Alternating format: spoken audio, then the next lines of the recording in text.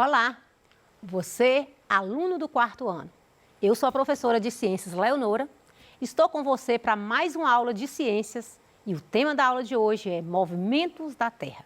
Já tivemos 2 aulas aí, onde nós abordamos os movimentos da Terra e hoje a gente vai dar prosseguimento às aulas anteriores, que você vai gostar da aula, porque eu espero que com a aula de hoje você venha aí conhecer o calendário de diferentes povos e culturas, conhecer os instrumentos criados para localização no tempo e no espaço, compreender a relação entre a sombra e o movimento aparente do Sol, como também identificar os pontos cardeais onde o Sol nasce e onde ele se põe. Então, eu espero que com a aula de hoje a gente venha aí abordar alguns assuntos interessantes, que nós vamos falar aí da marcação do tempo, vamos falar do calendário, o tipo de calendário que nós utilizamos no Brasil, vamos falar aí dos instrumentos utilizados para a localização no tempo, no espaço, vamos construir juntos um relógio de sol, trouxe para vocês hoje uma bússola para vocês conhecerem, que é também um instrumento de localização, e vamos também medir o tempo com a sombra de uma vara. Então, a gente vai entender por que tem momentos que sua sombra está menor, outros momentos mais comprida. E é esse o assunto da aula de hoje, que você vai estar aí ligado, não saia daí, porque são muito interessantes os assuntos que a gente vai abordar hoje.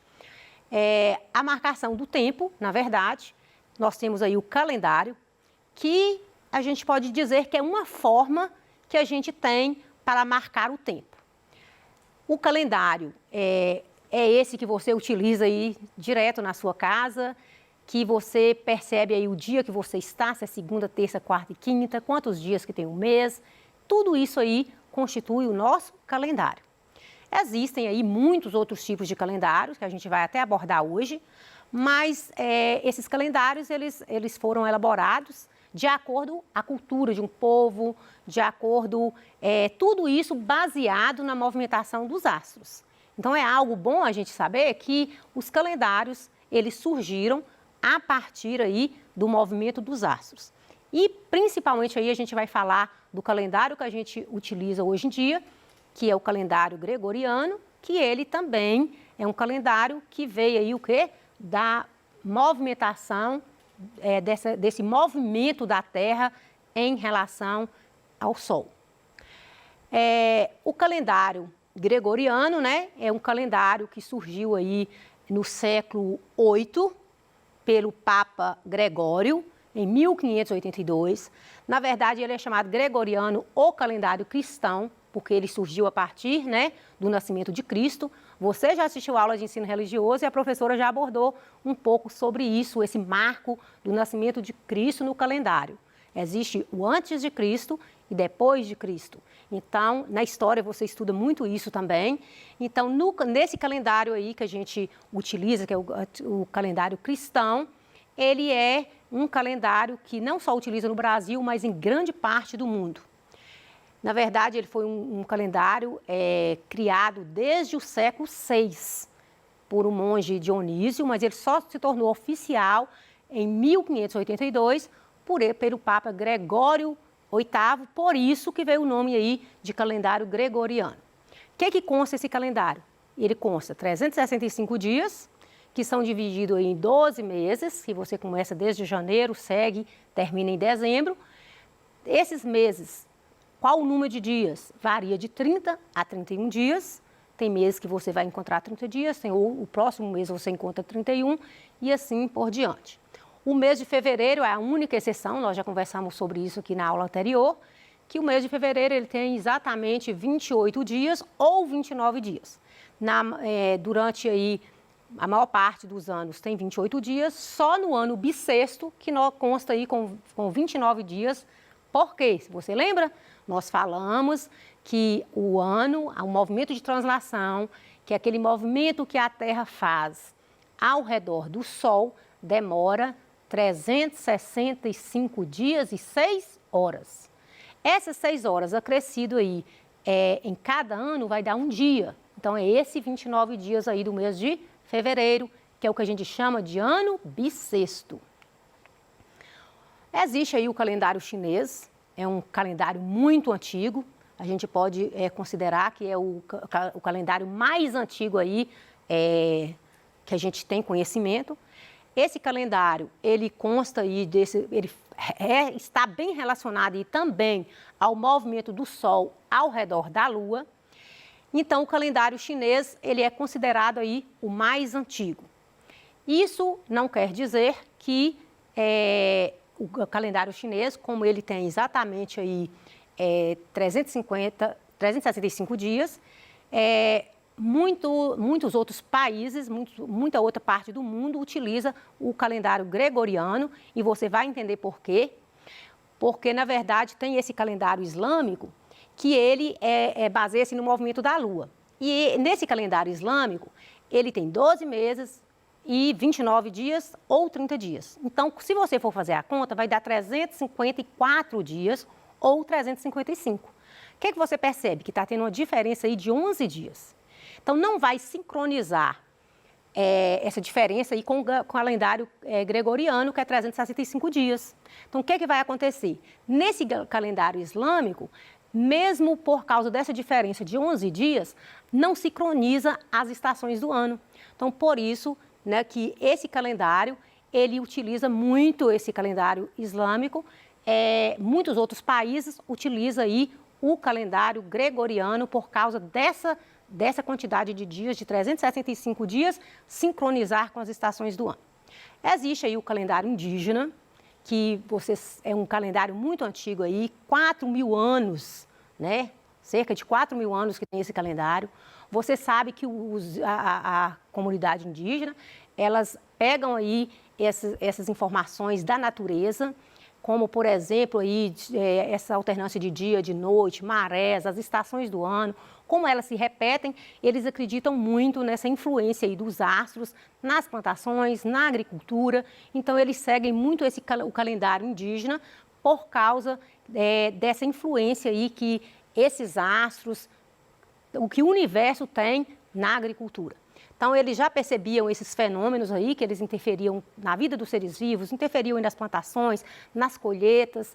Então, por isso que vocês sempre escutam assim, a lua está nova, não está boa para plantar, ou a lua está minguante. E acreditam, não só os índios, né, mas nós temos aí, culturalmente falando, se você for conversar com pessoas mais antigas na zona rural, você vai ouvir eles falarem, a reprodução dos peixes é em tal época, por causa que a lua está dessa forma. A plantação debaixo da terra que utiliza aí, como os tubérculos, né, batata, mandioca, é bom plantar na lua nova e na minguante. Já aquelas plantas que você coleta por cima do solo, como as folhas, é bom você plantar na lua crescente e na lua cheia. Então, você já escutou muito isso falar, até porque isso aí é uma cultura não só dos índios, mas de toda a população, inclusive as mais antigas. Vamos ver aqui quais as invenções que serviram para nos orientarmos no tempo e no espaço. Então, lógico que antigamente, como é que as pessoas se orientavam, como é que elas se localizavam? Será quais instrumentos que elas utilizavam? Então, vamos conhecer um pouco de cada um, não é isso? Então, vamos lá. Para nós nos orientarmos tanto no tempo e no espaço, as pessoas, né, utilizavam muito o Sol. O Sol, se você conversar com alguém com uma idade mais avançada, aí de 80 anos, por aí, eles vão te falar o seguinte: antigamente não tinha um relógio, então eles olhavam a posição do Sol para eles estimavam a hora, faziam uma estimativa graças à posição do Sol. Aí eles olhavam para o céu, poderia falar assim, são 9 horas, são meio-dia, 3 horas da tarde, devido à posição do Sol. Era muito interessante isso e olhe que eles acertavam. Por isso que hoje a gente vai aqui, eu trouxe para você, que a gente vai construir juntos o relógio de sol. E você vai entender como é que eles conseguiam falar mais aproximadamente as horas só pela posição do Sol. Então, mas o Sol é um astro, né, que utiliza muito aí para localização no tempo e no espaço. E nós também temos um outro instrumento muito antigo que foi criado pelos chineses, que é a bússola. Então, a bússola é um instrumento muito usado para localização, para se orientar. Então, qualquer desses instrumentos, a bússola, por exemplo, é necessário a gente ter o conhecimento dos pontos cardeais. Você lembra na aula anterior que eu falei para você sobre os pontos cardeais? Vai no quintal da sua casa, estende a sua mão aí para o leste. O leste, onde que o sol nasce? Leste. Onde que ele se põe? Oeste. Então, você vai no quintal da sua casa e olhe onde que o sol nasce. Onde o sol nasce, você vai nomear como leste. E onde ele se põe? Oeste. Que é fácil para você entender os outros pontos cardeais, porque na sua frente vai estar o norte e atrás vai estar o ponto cardeal sul. A bússola, ela é um instrumento, eu trouxe para você a bússola, mas tem até também para você construir aí na sua casa. A bússola magnética é um instrumento, né, que as pessoas utilizavam para localização e, lógico que ela tem aí, criada em mais de 2000 anos na China, mas é um instrumento que se utiliza até hoje. Não é porque é antigo, que tem mais de 2000 anos, que deixou de utilizar. Até hoje utiliza-se a bússola. Então, a bússola ela sempre vai indicar direção norte e direção sul. Como é que funciona a bússola? Em toda bússola você vai ter aí uma agulha. Essa agulha tem um ponteiro e nesse ponteiro ele vai comportar como um grande ímã. Então, esse ponteiro aí vai apontar para o norte, para o sul. Então, você já aprendeu, né, nas aulas anteriores do ímã, que o ímã ele tem um magnetismo, tem o polo norte e o polo sul do ímã, que é capaz de atrair objetos, nós já falamos isso aqui. Então, imagina aí o ponteiro de uma bússola sendo comportado como um ímã. Então, eu trouxe para você uma bússola também para você entender sobre como é que ela funciona. Então, a Terra, ela funciona como um grande ímã. E, na verdade, por quê? Porque no interior da Terra, você também já aprendeu que tem no interior da Terra metais. Metais líquidos, metais sólidos, que é o níquel, que é o ferro. E, na verdade, a Terra tem um polo magnético e tem o polo geográfico também na Terra. Então, o polo magnético ele localiza próximo ao polo geográfico. Então, vamos entender isso aqui. Imagine aqui o globo, né? O globo terrestre, nós já falamos aqui, trouxe para você nas aulas anteriores, né? O globo. E o globo existe o polo norte e o polo sul. E o polo geográfico, ele está próximo do polo magnético, não precisa estar na mesma posição, mas o polo magnético da Terra, ele aproxima muito do polo geográfico norte. O polo geográfico sul aproxima também do polo magnético sul. Então, só para você ter uma ideia, né, que a Terra ela tem essa força magnética, né, por causa desses metais que nela tem. Então, a agulha, no caso aí da bússola, ela vai sempre orientar para a posição, o ponto cardeal norte e sul, e por isso que ela sempre vai apontar também para o norte magnético da Terra. Como é que funciona? Tá aqui uma bússola, eu trouxe para você ver, né? A bússola, ela tem os ponteiros, quero parar aqui para você ver a bússola. Ela tem o ponteiro. Esse ponteiro dela tem o magnetismo. Você está vendo aí a posição norte, sul, leste, oeste. Tá vendo? Então, esse ponteiro vai é uma bússola, né, que é um instrumento que vai indicar a localização das pessoas. Então, é esse ponteiro que tem esse campo magnético que faz com que faça essa orientação. Então, é um instrumento muito utilizado até hoje, que vai indicar se você está no norte, no sul, leste ou oeste. Ainda, né,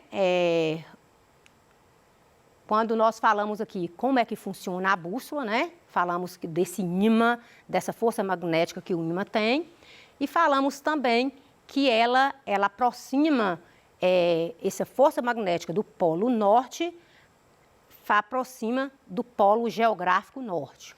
O polo geográfico sul aproxima também do polo magnético sul.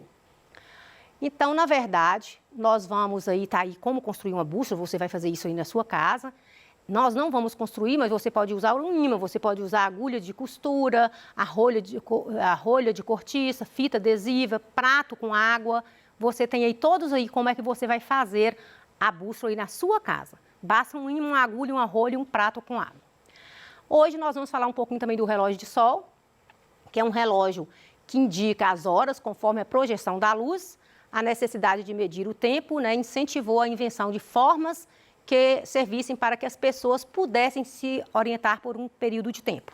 Aqui eu trouxe para você um relógio de sol e o sol, você vai fazer esse relógio na sua casa, tem no pet de você também, seu pet. Você leva no quintal da sua casa num dia bem ensolarado e você vai marcando a posição da sombra. De acordo com a posição da sombra, de acordo é o horário. Então, antigamente, utilizava muito esse relógio. Aqui em Belo Horizonte tem esse relógio. Se você vier aqui na capital, tenha a curiosidade de ir na Savassi, no bairro, e você vai entender como é que funciona o relógio de sol. Mas você pode fazer isso aí com uma varinha, com um papelão e com um copinho de iogurte. É fácil e simples de fazer. Tá aqui também como é que constrói, você vai construir aí também na sua casa. Lembrando que o relógio de sol é um instrumento que mede a passagem do tempo pela observação de quê? Da posição do sol. De acordo com o sol vai mudando de posição, a sombra também vai mudando, tanto a posição e tanto o tamanho dela. À medida que a posição do sol muda, a sombra vai deslocando para a superfície, né, do mostrador, passando aí pelas linhas que indicam as horas. Então, por isso que a gente colocou o relógio e colocou até as horas para você ter ideia de como a sombra vai passando por todos aqueles ponteiros ali do relógio. Você vai perceber que a sombra de um objeto, ele muda de tamanho ao longo do dia. Isso as crianças têm muita curiosidade quando você está andando, que você vê sua sombra. Ora, sua sombra está pequena, dependendo do horário do dia, sua sombra vai estar comprida. E tem momento que praticamente você nem vê a sombra. Então, vamos entender. Então, através desse movimento aparente do sol durante o dia, as sombras também, parece que elas vão movimentando e vão mudando de posição. Então, quando o sol nasce, você percebe uma sombra bem extensa e ao meio-dia você praticamente não percebe sua sombra e isso se deve à posição aparente do sol. Então, lembrando que quando você está andando, que você está vendo sua sombra, depende aí da posição do sol, o tamanho da sua sombra. Vamos imaginar uma árvore aí no quintal da sua casa. Você já parou para pensar naquela árvore da sua praça, do quintal da sua casa? De manhã, a sombra é grande, né, uma sombra comprida para o oeste. No meio-dia, a sombra é bem pequena e de forma verticalmente. E no final do dia a sombra fica comprida de novo, apontando para o leste. Isso acontece por causa do movimento aparente do sol.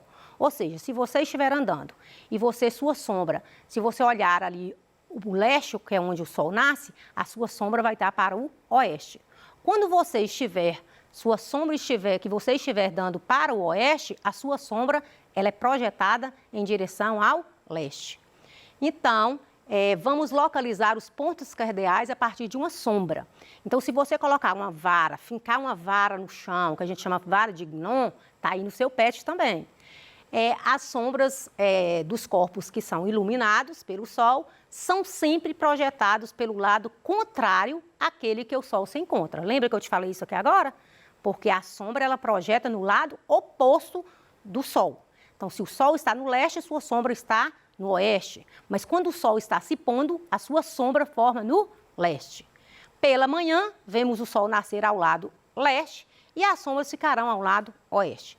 E se no final da tarde vermos o sol se pôr no oeste, as sombras projetadas estarão ao lado leste. É o que eu já falei para você. A partir daí, você fará inferência para qual lado é o leste e para qual é o oeste. Então, se você está andando pela posição da sua sombra, você sabe qual a posição que você está, se é leste ou oeste. Chegamos aqui agora no final da nossa aula. O que você não entendeu, não se preocupe, porque nós vamos retomar esse assunto na aula seguinte. Vou deixar aqui algumas atividades para você responder e te aguardo aí até a próxima aula. Eu espero você. Fique ligado aí nas aulas de ciências.